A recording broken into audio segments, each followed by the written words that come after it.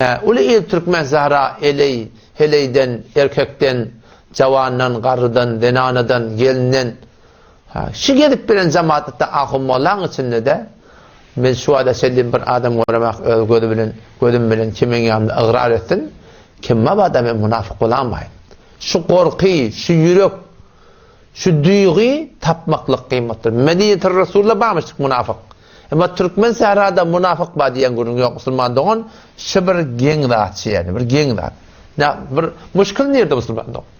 Hazreti Faruk Azam radıyallahu anh, Hazreti Huzeyfe'nin çağır ya, kibarlik gelin mi? Onunla tenrazlar Resulullah, Peygamber Huda aleyhisselatü vesselam tana münafıktan adına ediptir. Men şolun içinde bağımı dedi. Ya amir müminin, ten yok dedi, ten adın yok dedi. Onu ben daştörüne gitben bir fermandar bağışlarlanma, bula ne mi? Onunla biri ba adına edecek diye. Faruk Azam radıyallahu anh, toram şunu tanıyıp çıkarıptır. Nezire bu diye Hazreti Ömer radıyallahu anh korkuptur. Ben münafık bulamayın deyip.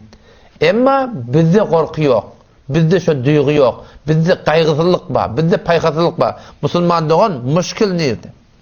Müşkil nerede? Müşkil şu fehimde, düşümde, duyguda olan muallimleri Muhammed Mustafa sallallahu aleyhi ve sellem şunlara bir hakikati düşündürüptür ki şol hakikat müteessifana bizim aramızda inçelikli taqriban ne kadar yerde yitip gidigli şun hakkında kıyınan takta gururmalanak. Olan müşkil ne demektir? Müşkil fehimde, kabul-i mesuliyette ki onlar kelime-i la ilahe illallahu Muhammed Resulullah'ın düşünüp aydiptirler, boyun alıp aydiptirler. Biz düşünmeyineydigli, henüz müteessifane biz şun tagazatını, islevini biz henüz boyun alıp Müslüman.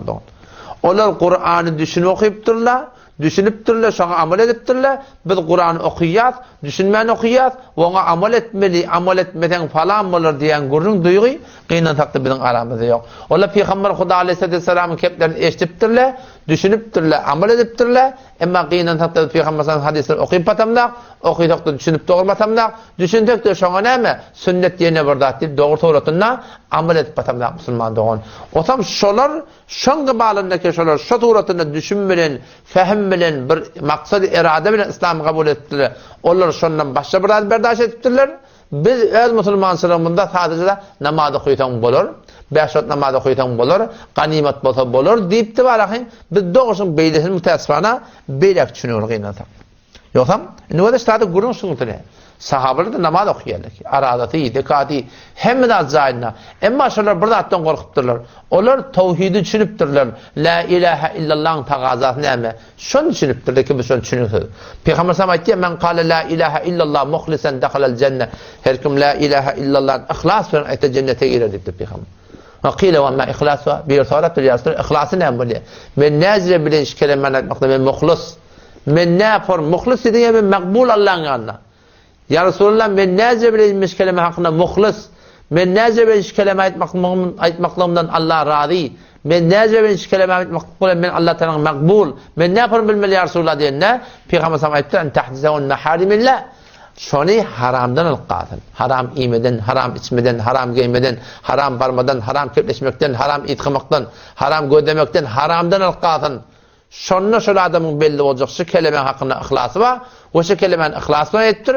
O şu adam Allah'ın yanına makbul Müslümanlık. Ama kıynansak da bizi şu konuş kelime alqalanak. La ilahe illallah Muhammed Resulullah diyen adamların önüne filmi hindi gödülüyor. Haramdan alqalanak. Şoya Farsi gödülüyor. Aydım Türkiye navar kulağı atılıyor. Teleke navar kulağı atılıyor. Devamete nameşruba, namehrem gödülüyor. Onun namusunu yedinde. Şeriatı tert heyet tutuluyor. Şeriatı tert barakem tanga diysem toy tutuluyor. Şeriatı tert yağ tutuluyor. Şeriatı tert yaşapiyat şu kelimeyi la ilahe illallah Muhammed Resulullah tagazatı ki bizi haramdan Allah'ın Resulullah aleyhisselam etmediğinden alqatın kıyınan takdava Müslüman doğan şu bizden görünmeyen var.